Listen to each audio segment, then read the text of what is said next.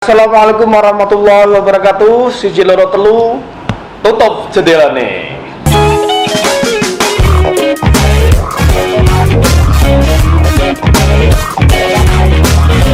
Assalamualaikum warahmatullahi wabarakatuh. Waalaikumsalam warahmatullahi wabarakatuh. Kali ini podcast kita adalah podcast dengan peserta SKPP. Dua orang ini adalah peserta SKPP tahun 2021.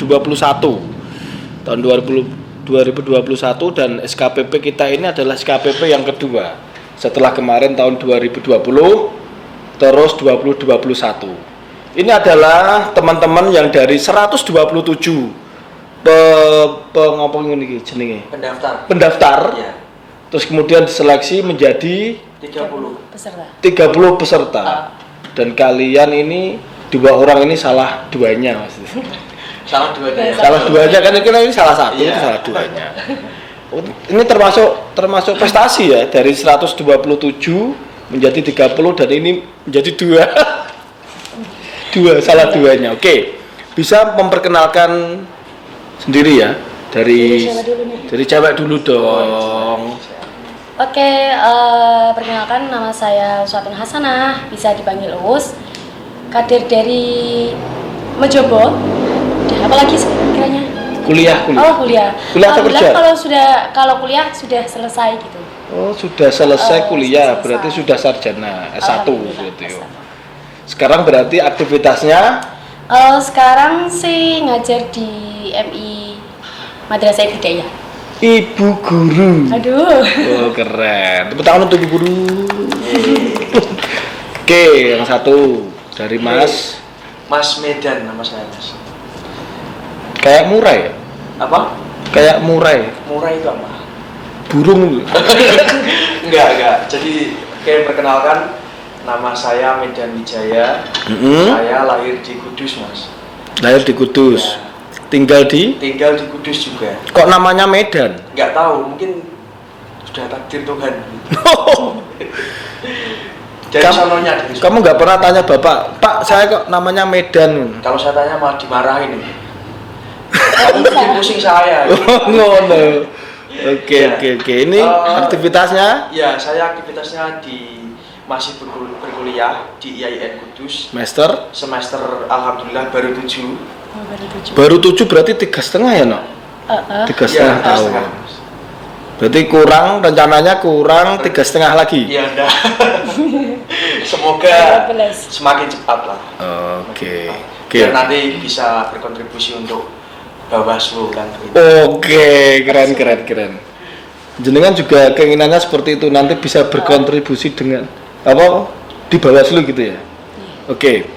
Kita bilang SKPP, saya sebetulnya ya kita tahu lah SKPP itu sekolah kader pengawas partisipatif. Menurut kalian apa itu SKPP? Ini siapa dulu? Ini cewek. Cowok sih. Ya, jadi ceritanya gini, Mas. Waktu kemarin saya lihat-lihat di internet itu ya, juga dari teman-teman yang buat Instastory, itu ada pendaftaran untuk peserta sekolah SKPP. Nah, saya tanya ke salah satu teman, ini apa sih SKPP? Nah, saya cuma dikasih tahu sekolah kader pengawasan partisipatif. Nah, saya dari situ kelihatannya menarik meskipun belum tahu ya. Akhirnya saya inisiatif untuk mendaftarkan. Online ya berarti? Ya, online, ada linknya kemarin. Sudah dibagikan oleh teman-teman gitu ya? Sudah dibagikan teman-teman, saya daftar di situ, kemudian setelah saya daftar, mungkin karena nasib ya Mas, keterima, kemarin kita ikut pendidikan sekolah selama. Nasib itu maksudnya nasib baik atau nasib? Kebetulan nasib baik. Intonasinya ya kan memang nasib ya. Kita kayak abot gitu. Terus? Iya. Jadi sekolah 3 hari itu alhamdulillah dapat pengalaman dan ilmu yang luar biasa tentang kepemiluan, kemudian bagaimana cara kita mengawal pemilu ini supaya bersih, bermartabat sesuai dengan perintah undang-undang. Kira-kira seperti itu. Penjelasanmu rinci banget ya. Mesti latihan gitu. Karena ikut sekolah SKPP ya.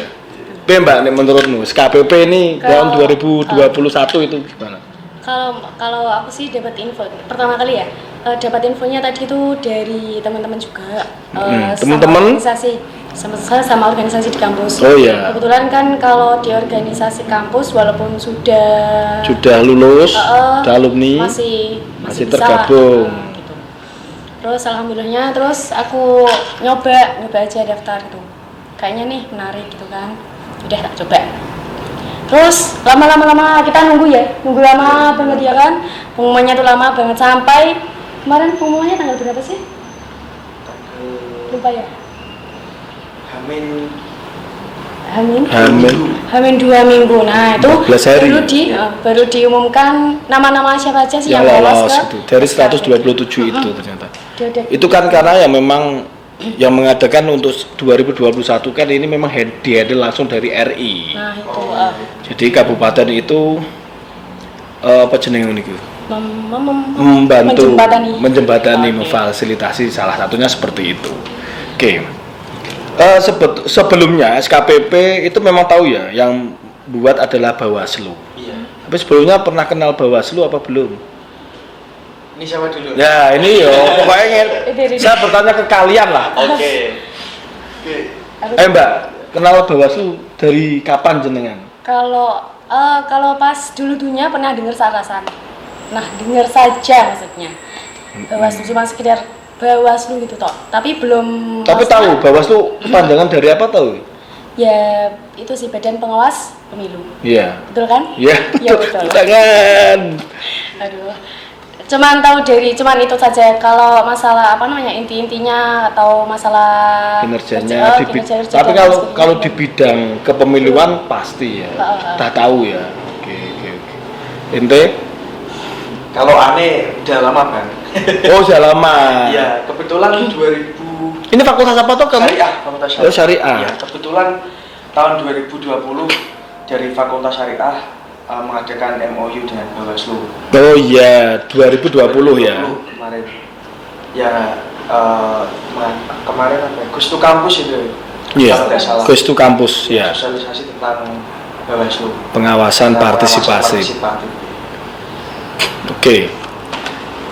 Kita belum bicara motivasi ya. Belum. Kan pasti kalian ikut kemudian hanya ini menarik ini kan. Pasti ada motivasi tersendiri dari person kalian ya.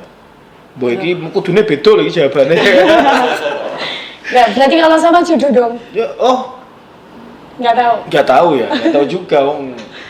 Jodoh itu di tangan Tuhan loh ya. Bukan di tangan kesamaan. Bisa jadi kan. Oh, bisa jadi. Oke. Motivasi yang memang dari inner, dari dalam diri. Niatanmu itu apa tuh? Kamu punya keresahan apa tuh? Kalau saya sebetulnya gini ya Mas, yang pertama motivasi kenapa sih saya ikut SKPP ya? Karena yang pertama tentunya mumpung ada kesempatan untuk belajar. Nah kalau nggak saya gunakan kan eman-eman biasanya. Karena ada kesempatan, peluang. Ada peluang. Katanya kan momentum itu kan nggak datang dua kali kan gitu ceritanya. Nah saya coba iseng-iseng aja lah gitu.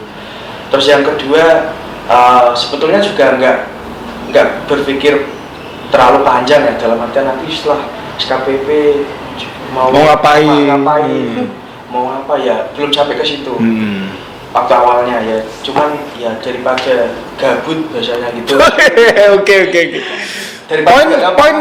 Poin kamu sudah terbaca. Daripada gak ngapain-ngapain gitu Mas, mending belajar. Oke. Iya. Karena belajar itu dari rahim sampai ke liang kubur ya. Iya. Minal mahdi ilal lahdi. Mbak Uus. Oke. Kalau aku tuh motivasi ya? Iya dong. Oh iya, motivasi. Motivasi kamu masuk ke SKPP itu apa? Pertama kali di-share, dia penasaran, menarik kan? Terus aku ya seperti Mas Medan itu tadi, kalau ada kesempatan kenapa tidak gitu kan. Iya. Kalau prinsipku juga gitu, selama masih ada kesempatan, kalau diri kita masih bisa mencapainya kenapa tidak, seperti itu. Terus kalau yang kedua kayaknya kalau masalah politik, termasuk politik ya? Iya, politik lah. Kalau masalah politik tuh kayaknya pengen lebih tak Gali. gali terus. Ingin gitu. tahu tentang masalah politik ya. Karena apa ya? Kalau di desa itu sendiri kan nanti kita setelah ikut ini mungkin ya bisa terus langsung ke masyarakat seperti itu. Iya. Jadi motivasinya biar bermanfaat lah bagi semua kalangan seperti itu. Karena khairun nas anfa'uhum linnas. Wah, gue dalil iki. Iku aku dalil ping pindho wis 500.000. Oke. Itu kan nggak usah dibilang nanti bermanfaat di masyarakat. Oke, setelah itu jenengan masuk dan masuk ke di 30 besar. Kemudian hari dua minggu yang lalu ya. 1 minggu yang lalu untuk rakor, untuk pelatihan sekolah di Semarang, di Hotel Horizon ya. Terus ini kan pengalaman baru, Mas. Iya. Apa yang Anda dapatkan setelah Anda sekolah itu? Oke, Ya. kalau dulu. Usah. Ladies first. Oke. Kalau yang saya dapatkan yang pertama kan pengalaman itu tadi ya. Pengalaman itu dari ilmu. Yeah. Nah, ilmunya tuh sangat banyak banget. Nah, terutama kalau yang saya cerna itu ya. Bagaimana sih kalau ada pelanggaran di Masyarakat, pemilu? nggih, di masyarakat. Nah, cara prosedurnya kalau ada pelanggaran tuh kita gimana? Nggih. Kan dijelaskan seperti itu. Terus juga selain mengenai prosedur juga dijelaskan bahwasanya demokrasi di Indonesia itu harus kalau bisa harus bersih dan sehat. Kalau bisa ya. Yes. Kalau bisa kan kita tanda kutip ya. Ah, Terus mungkin bisa diteruskan, oke. Pun podo sekolah ini berarti sak guru. Iya. Ini ada 2 poin loh. Ada 2 poin, yo. Kalau saya menarik ya Mas, menariknya begini. Di samping tentu jawaban yang normatif ya, tapi ada satu jawaban menurut saya yang agak menarik dalam artian apa yang menggugah nurani kita semua. Wush, ngeri. Iki kayak musik iki. Terus. Jadi gini, kemarin waktu kita sekolah itu saya sempat diskusi dengan teman-teman. Ini hasil dari kita pasca sekolah apa? Kita diskusikan. Ternyata kita mengambil satu kesimpulan, bangsa kita tidak akan pernah maju, tidak akan pernah besar selama kita tidak pernah serius untuk bahu-membahu mengawal demokrasi dalam hal ini adalah pemilu. Yeah. Selama pelanggaran pemilu masih terjadi, terutama politik uang, Yeah. maka selamanya kualitas demokrasi kita tidak akan beranjak di tempat, Dan selama kualitas demokrasi kita beranjak di tempat, maka kualitas kehidupan bangsa kita juga akan jalan di tempat. Jadi Stagnan gitu ya. Stagnan. Berarti kira-kira ada yang salah dengan demokrasi di Indonesia ya? Menurut saya selama praktek-praktek pelanggaran terhadap pemilu itu masih ada, bagi saya tugas kita bersama untuk minimal sesuai dengan porsi kita ya, sesuai dengan porsi dan kemampuan kita untuk minimal kalau tidak bisa merubah, minimal diri kita sendiri yang menjadi agen dari perubahan itu. Artinya kalau misalkan agen pemilu, kalau kita tidak bisa memberikan edukasi kepada masyarakat, minimal diri kita tidak ikut dalam itu. Syukur-syukur kita bisa memberi edukasi, itu tanggung jawab kita bersama. Syukur-syukur diterima. Enggak boleh itu. Orang maksudnya syukur-syukur edukasi kamu itu diterima Ya, gitu. tugas kita kan semaksimal mungkin menyampaikan. Iya. Terus gini. Berarti kan setelah kalian itu sekolah, akhirnya kan saya bilang melek tentang demokrasi, peta demokrasi di Indonesia. Saya akan titik fokuskan ke money politik. Kalian setuju dengan money politik? Setuju gimana maksudnya? Dalam artian apa dulu nih? Ada money politik di Indonesia. Untuk pandangan kalian sih wes. Pandangan kalian itu tentang money politik itu loh. Tentang Di dalam pemilu. di dalam pemilu. Karena itu dari segi masyarakat, memang masyarakat itu menanti loh. Menanti bahwa 5 tahun sekali dia dikasih uang secara cuma-cuma, ya berak. Ini edukasi kalian ke masyarakat harus seperti itu kan, dua sisi. Terus kemudian masyarakat nggak akan pernah bilang gini, nggak akan pernah mikir mungkin ya. Karena kalau memang belum pernah ikut sosialisasi. Oh iya, berbarannya aku mau 3.50.000 tapi berbarannya orang maju negaraku. Masyarakat kan nggak berpikiran seperti itu mungkin banyak ya. Kalian tahu seperti itu baru setelah sekolah ya, baru pas sekolah atau sebelumnya sudah tahu. Kalau money politik kan sudah berjalan lama ya, menurut kita. Terus kalian setuju nggak dengan money politik itu? Membantu loh itu sebetulnya. Kalau aku dulu ya. Ya. Kalau menurutku sih aku sangat tidak setuju. Sangat Karena tidak yang setuju, pertama sebagai seorang pemimpin kan harusnya memberikan contoh yang baik pada rakyatnya. Kalau misalnya dari awal pencalonan saja sudah memberikan sesuatu yang cuman sekilas sekedipan mata, nggak berlanjut ke nantinya 5 tahun ke depan, kan kayaknya percuma banget gitu. Terus kemudian kalau ada tokoh politik yang seperti itu, harusnya tuh pemikirannya lebih dibuka lah, nanti tanggungan di akhirat tuh lebih berat. Wah iya. Gitu harusnya. Kita di dunia kalau semua politikus itu berpikir tentang akhirat, kelar negara kita sudah aman. Aman. Betul. Ya enggak? Cuman beberapa aja ya kayaknya. Terus kemudian kalau menurut saya ya, bukan salah satu kontestan pemilu saja yang diedukasi, melainkan masyarakat. Ketika masyarakat itu tidak mau menerima uang, itu juga mereka nggak akan ngasih. Biar menurutmu biar? Setuju berak? Bisa? Kalau saya gini mas, jawab yang pertama tadi. Ya. Soal politik uang. Jadi kita memang perlu memahamkan kepada masyarakat. Terus itu memang sasaran pertama kita. Di samping tentunya juga dari pihak peserta atau kontestan pemilu harus memiliki kesadaran untuk tidak memberikan dalam bentuk materi katakanlah supaya orang itu mau milih dia Ke kontestan itu. ya, kontestan itu. Nah kepada masyarakat saya kira kita perlu membangun satu pemahaman yang sederhana, logika yang sederhana untuk supaya masyarakat ini ngerti bagaimana politik uang ini memiliki dampak yang sangat buruk bagi demokrasi dan juga berdampak kepada kehidupan bangsa. Kalau kita bicara tentang money politik misalnya, satu orang misalnya 5 tahunan mas, dikasih 100.000, itu kan 1 tahun sama dengan 20.000 mas. Jadi orang dikasih 1 tahun cuma 20.000, Bahkan kurang ya. Oh iya.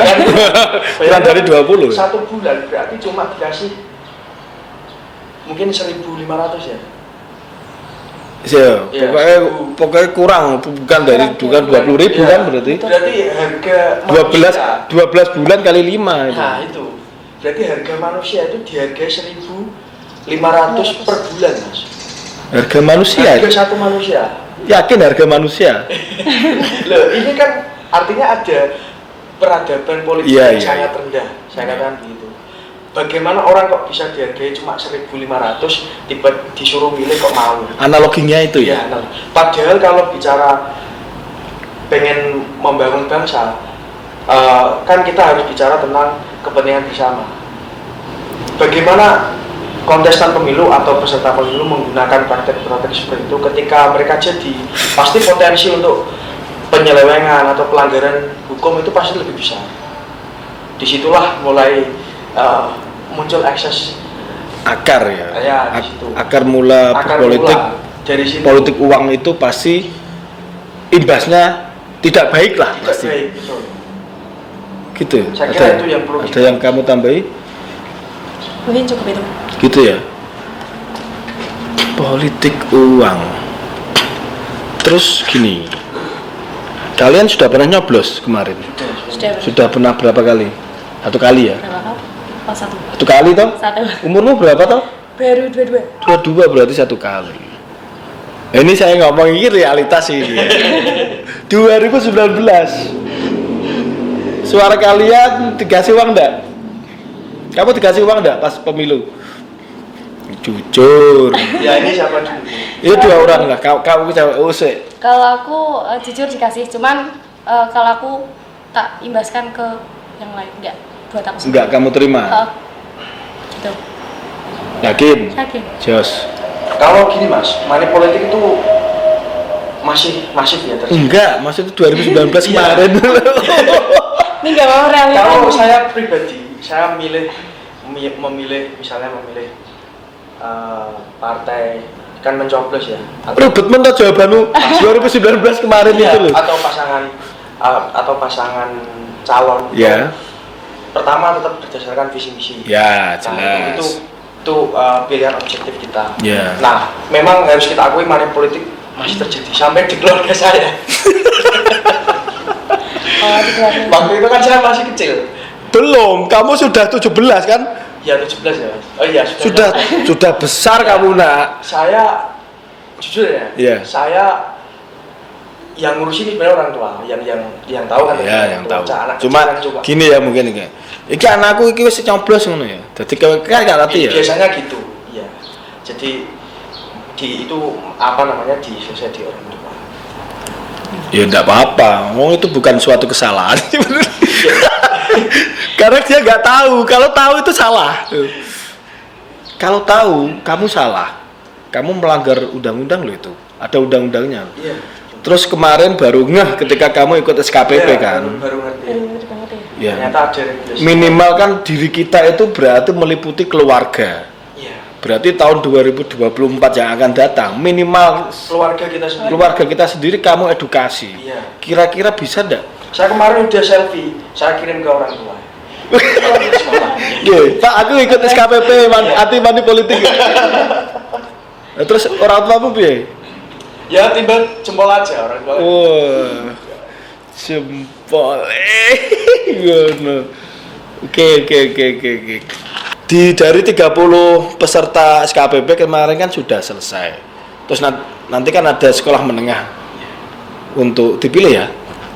Yang terpilih di sekolah menengah. Terus dari 30 orang itu sampai sekarang masih terbentuk, masih solid enggak? 30 orang yang kemarin ikut sekolah SKPP. Saya kira insya Allah masih solid.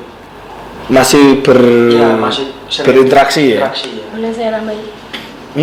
Kalau setelah kegiatan kemarin ya, setelah kegiatan SKPP, kami ber-30 ya, Mas Medan ya? Bukan berinisiatif mungkin ya, lebih kompak lagi lah dalam itunya, komunikasi dengan membuat grup sendiri.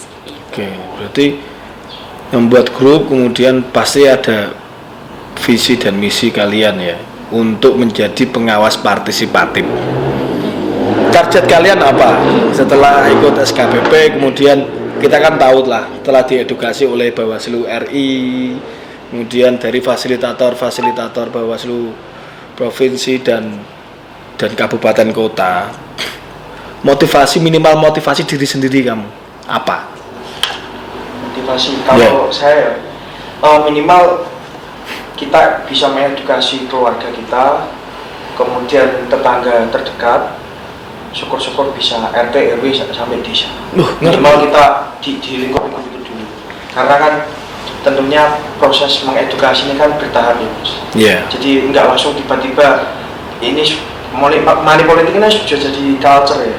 Jadi kita harus pelan-pelan edukasi. Nggak bisa langsung jadi culture tiba-tiba kita terjun ke masyarakat terus gini jadi jalan budaya. Ya, jadi kan malah resisten, artinya harus pakai pendekatan yang humanis gitu. Kita jelaskan dampak buruk dari money politik. Ya minimal dari keluarga dulu ya. Bius, tambahan. Kalau dari aku sendiri, terutama kan buat diri sendiri dulu. Terus kalau sudah kemudian ke keluarga.